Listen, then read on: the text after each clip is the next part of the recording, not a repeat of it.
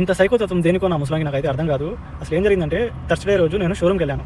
ఈ బండికి Kia సెల్టోస్కి reverse camera పని చేయడం లేదని చెప్పి. అక్కడ వాళ్ళు ఏమన్నారు, వెన్స్డే ఓపెన్ చేస్తారు అన్నారు. ముసలానికి అదే విషయం చెప్పాను. లేదు సండే వెళ్ళు అన్నాడు. నాకు 2 డేస్ హాలిడే టైంలో కూడా మళ్ళీ డ్యూటీ చేపించి మూడో రోజు డ్యూటీ, నార్మల్ డ్యూటీ మార్నింగ్ 9:30 వరకు వెళ్ళాలి నేను. అలాంటిది నాకు 8:30కే పిలిపించేశాడు, షోరూమ్కి వెళ్ళు ఓపెన్లో ఉంటాయని చెప్పి. అక్కడికి వెళ్తే అది క్లోజ్లో ఉందన్నమాట. సేమ్ అదే, నాకైతే పిచ్చ కోపం అయితే రాలేదు.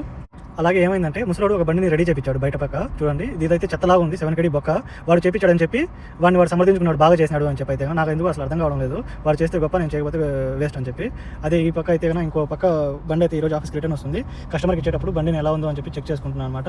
చెక్ చేసుకున్న తర్వాత ఫైనల్గా బండి అయితే వచ్చిన తర్వాత బండిని చెక్ చేయాలి కదా, ఎక్కడెక్కడ కొత్త డ్యామేజెస్ ఉన్నాయి అని చెప్పి వీళ్ళకి ఇన్ఫార్మ్ చేయాలన్నమాట ఆఫీస్లో. ఫైనల్గా బండి అయితే వచ్చేసింది. ఆడియో తీసి కిలోమీటర్లు ఆఫీస్లో మొబైల్ నెంబర్కి పంపించేసాను.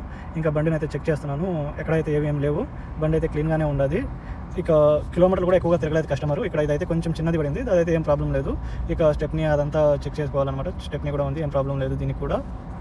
ఇంకపోతే పాత కస్టమర్ అయితే ఈ బండిని కావాలన్నాడు. అతని దగ్గర ఇంకో బండి ఉందన్నమాట, మోడా C5. ఆ బండికి బదులు ఈ ఎక్సీడ్ కావాలని చెప్పే కొందికి ఇంకా ఫాస్ట్గా క్లీన్ చేసేసాను అనమాట.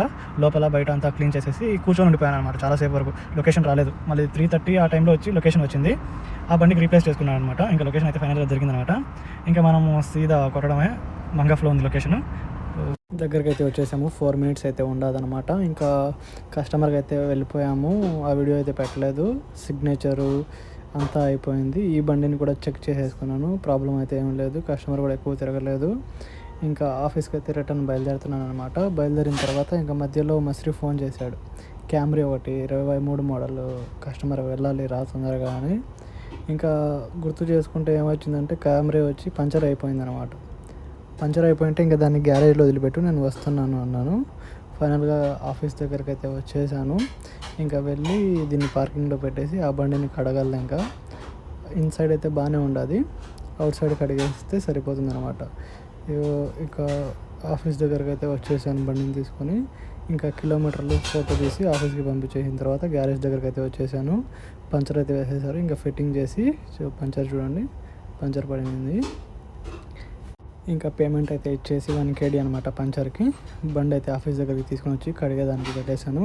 10-15 minutesలో కడిగేసి ఇంకా లొకేషన్ అయితే ఇచ్చేశారు. మళ్ళీ అయితే బయలుదేరాను అనమాట. లొకేషన్ ఎక్కడో కాదు, పక్కనే ఆంధ్రలోస్లోనే.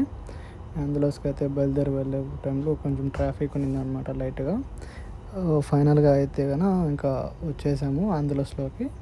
ఇక్కడ బండ్లు చూస్తే అడ్డదిడ్డంగా పెట్టేశారు, రోడ్డుకి సగం ఉంటుందన్నమాట బండ్లు. కొన్ని వీధుల్లో అయితే కన్నా పార్కింగ్ పెడితే మధ్య రోడ్లోకి వస్తాయన్నమాట బండ్లు. 1 way ఉంటుంది, కష్టంగా వెళ్ళాల్సి వస్తుంది. ఇంకా ఫైనల్గా అయితే రీచ్ అయిపోయాము. వెళ్ళిన తర్వాత అక్కడ బండి పార్క్ చేసి కస్టమర్కి అయితే ఫోన్ చేసేసాను. ఫోన్ చేసిన తర్వాత కస్టమర్ వచ్చి ఇక సైన్ చేసి అమౌంట్ ఇచ్చేసి బండికి కూడా వీడియో రికార్డ్ చేసేసాను. కస్టమర్కి ఆఫీస్కి కాపీ పంపించేసాను అనమాట. ఇంకా ఫైనల్గా పేమెంట్ అయితే కన్నా 210 KD అయితే పేమెంట్ చేసేసాడు క్యాష్. ఇంకా అది తీసుకొని ట్యాక్సీ పట్టుకోవాలన్నమాట. ట్యాక్సీ కోసం చూసి వచ్చిన తర్వాత ఇక ఆఫీస్కి అయితే వెళ్ళిపోయాను. ఆఫీస్కి వెళ్ళిన తర్వాత ఇంకొక బండి అయితే రెంట్కి వెళ్ళాలా, అది ఇంకో పార్ట్లో చెప్తాను. లైక్ చేసి షేర్ చేసుకోండి మామ, సబ్స్క్రైబ్ చేసుకోండి అలానే. Thank you, bye.